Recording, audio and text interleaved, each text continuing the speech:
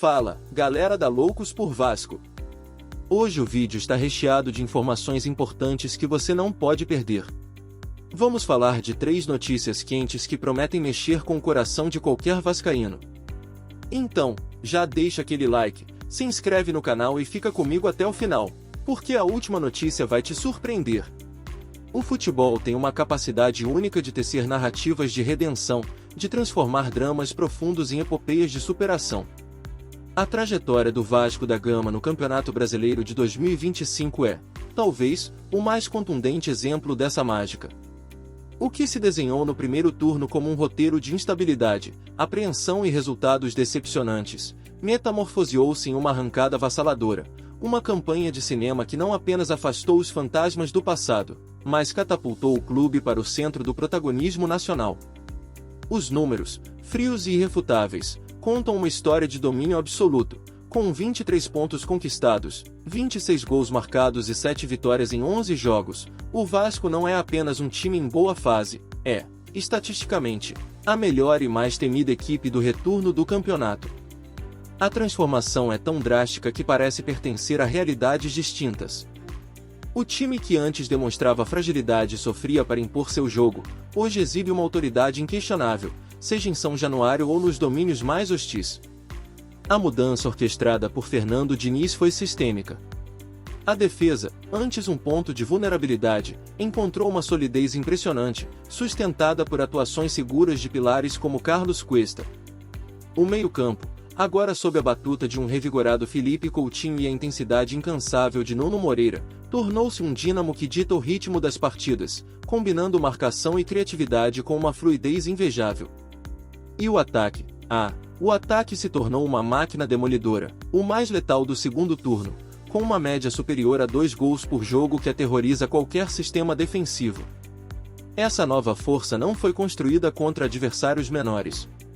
Pelo contrário, ela foi forjada no fogo dos grandes confrontos. As vitórias imponentes sobre rivais diretos, como o Fluminense em um clássico eletrizante e o Bahia em um duelo estratégico, serviram como atestados da nova capacidade competitiva do elenco. Até mesmo no empate em 1-1 com o Flamengo, o Vasco exibiu uma postura de igual para igual, um time que não se encolhe, que propõe o jogo e que acredita em sua filosofia até o último minuto. Cada partida dessa sequência vitoriosa foi um tijolo a mais na construção de uma fortaleza de confiança que hoje parece inabalável. O sucesso coletivo, evidentemente, é impulsionado por brilhos individuais que se potencializaram sob o comando de Diniz. Felipe Coutinho, o filho pródigo, reencontrou a alegria de jogar e se tornou o cérebro da equipe, distribuindo assistências e ditando o compasso. Ao seu lado, a juventude irreverente de Ryan explodiu, consolidando o garoto como uma das grandes revelações da temporada. Somam-se a eles os novos protagonistas, jogadores como o lateral Paulo Henrique, que se tornou uma força incansável pela direita, e tantos outros que entenderam e abraçaram o processo. Como bem disse Diniz, o grupo entendeu a forma de jogar e tem confiança no processo. Essa confiança é visível, palpável, e é o que permite ao Vasco sonhar. O objetivo deixou de ser uma posição intermediária. O alvo agora é claro, ambicioso e totalmente realista, uma vaga na Copa Libertadores da América de 2026. E para que uma máquina ofensiva tão poderosa funcione, é preciso um finalizador, um homem-gol que transforme o volume de jogo em festa nas redes. E a nossa máquina tem um, que, assim como o time, viveu seu próprio drama para renascer ainda mais forte. Agora, vamos falar sobre a volta triunfal do Pirata, Pablo Vegetti. A relação entre um centroavante e o gol é uma das mais viscerais e, por vezes, cruéis do futebol. É uma simbiose que se alimenta da confiança, onde a bola na rede é o oxigênio que mantém viva a aura do artilheiro. Para Pablo Vegetti, o Pirata que conquistou São Januário com sua entrega e faro de gol, as últimas 8 partidas representaram uma longa e angustiante apneia. O silêncio ensurdecedor da rede transformou-se em um fardo pesado, um jejum que o levou do pedestal de herói incontestável ao banco de reservas, testando sua resiliência e seu profissionalismo. A noite em Bragança Paulista, portanto, foi muito mais do que uma simples partida, foi um exorcismo, um grito de libertação que ecoou por todo o Brasil e recolocou o argentino no lugar de onde nunca deveria ter saído, o topo. O calvário de Vegetti foi acompanhado de perto pela torcida. Cada jogo sem marcar aumentava a ansiedade e abria espaço para as críticas, um fenômeno inevitável no ambiente passional do futebol. O atacante que antes resolvia jogos com um toque, de repente parecia desconectado, lutando não apenas contra os zagueiros, mas contra uma visível crise de confiança. O ápice de seu momento mais contestado veio com a perda da titularidade, uma decisão dura de Fernando Diniz, mas compreensível diante do rendimento abaixo e da ascensão de outras peças no ataque. Para muitos, seria o início de um declínio. Para Vegetti, como ele mesmo revelaria, foi apenas mais um obstáculo em uma carreira forjada na superação. Sua postura durante a adversidade é, talvez, tão admirável quanto seus gols. Em suas palavras, repletas de humildade, ele reconheceu a má fase, mas jamais deixou de se sentir parte importante do processo. Eu não vinha muito bem e o time começou a ganhar. Trabalhar, não baixar a cabeça. E toda a minha vida foi assim. Essa mentalidade é o que separa os grandes jogadores dos apenas bons.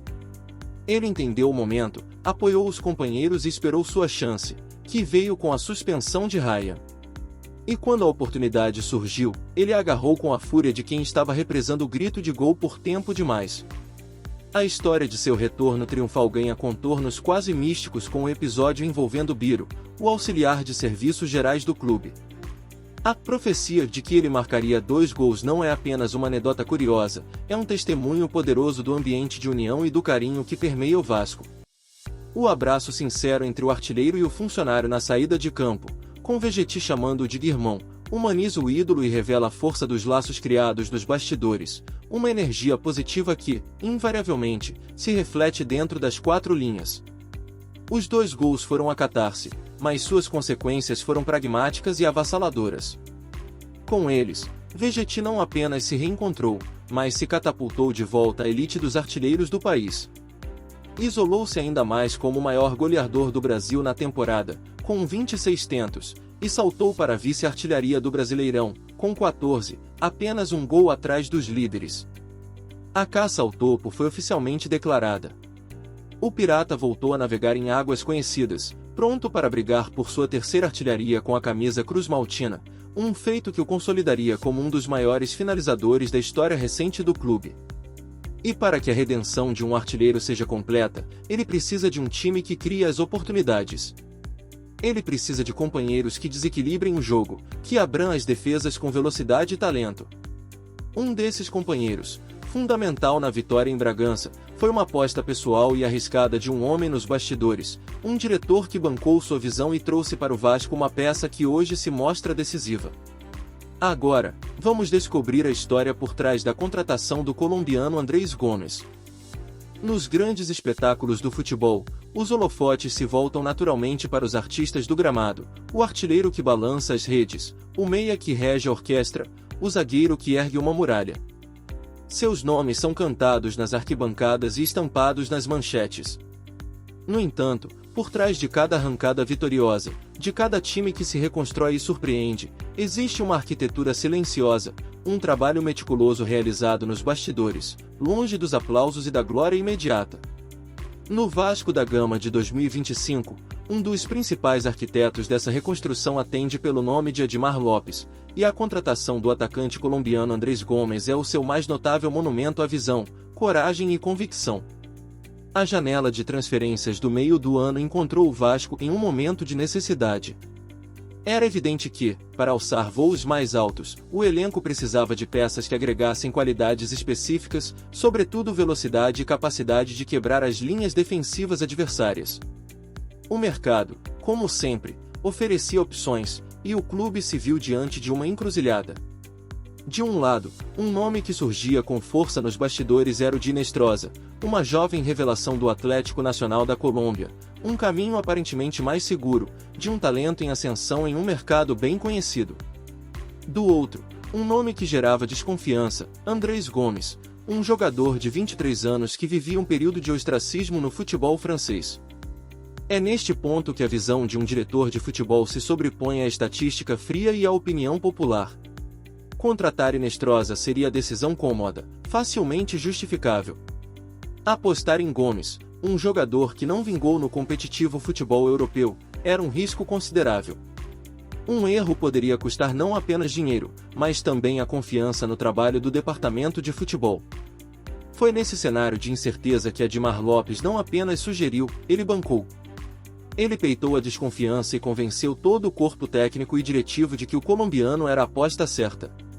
Sua argumentação, segundo apurado, baseou-se em dois pilares: a análise técnica de que Gomes possuía as características exatas que o time de Fernando Diniz necessitava, a explosão, o drible em velocidade, a capacidade de ser uma válvula de escape, e a inteligência de mercado, percebendo que o custo-benefício da operação seria imensamente superior.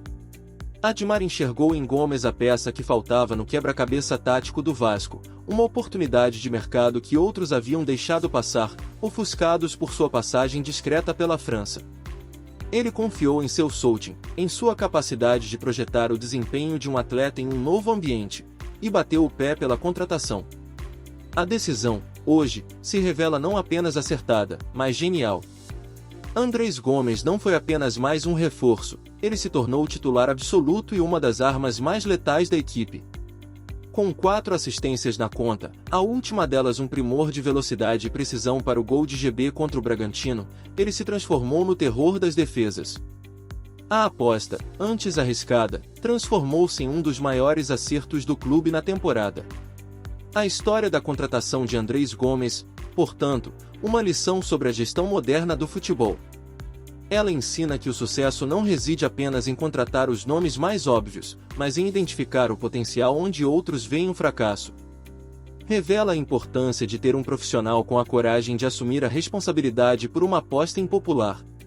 Cada drible veloz de Gomes, cada cruzamento preciso, cada vez que ele alivia a pressão sobre a defesa com um pique fulminante, carrega consigo a assinatura invisível de um diretor que, no momento decisivo, escolheu confiar em sua própria convicção em vez de seguir o caminho mais fácil. E aí, nação cruzmaltina? Que aula de Vascão, que show de informações! Mas agora, como sempre, a parte mais importante é com vocês. Quero saber a opinião de cada um que tá aí do outro lado. Sobre essa nossa arrancada histórica, com o Vasco sendo o melhor time do Brasil no segundo turno, você acha que o nosso único objetivo tem que ser a Libertadores ou já dá pra sonhar com algo ainda maior nesse campeonato? Sobre o nosso pirata, Pablo Vegetti, agora que a porteira abriu e ele voltou com tudo, você acredita que ele vai ser o artilheiro do Brasileirão? E qual foi o momento mais marcante pra você nessa volta por cima dele? E sobre a aposta do nosso diretor, a história da contratação do Andrés Gomes mostra a importância de ter gente competente nos bastidores, né? Você acha que essa foi a melhor contratação do Admar Lopes no comando do nosso futebol? Solta o verbo aqui nos comentários. Vamos transformar esse espaço na nossa grande arquibancada virtual e debater sobre o nosso gigante. E se você se informou, se você vibrou e se você, assim como eu, tá orgulhoso demais desse time, então não esquece, senta o dedo no like para fortalecer o canal, se inscreve se você ainda não faz parte dessa família de loucos pelo Vasco, e claro, compartilha esse vídeo para todo mundo ver a força do nosso time. Valeu pela companhia. Saudações vascaínas!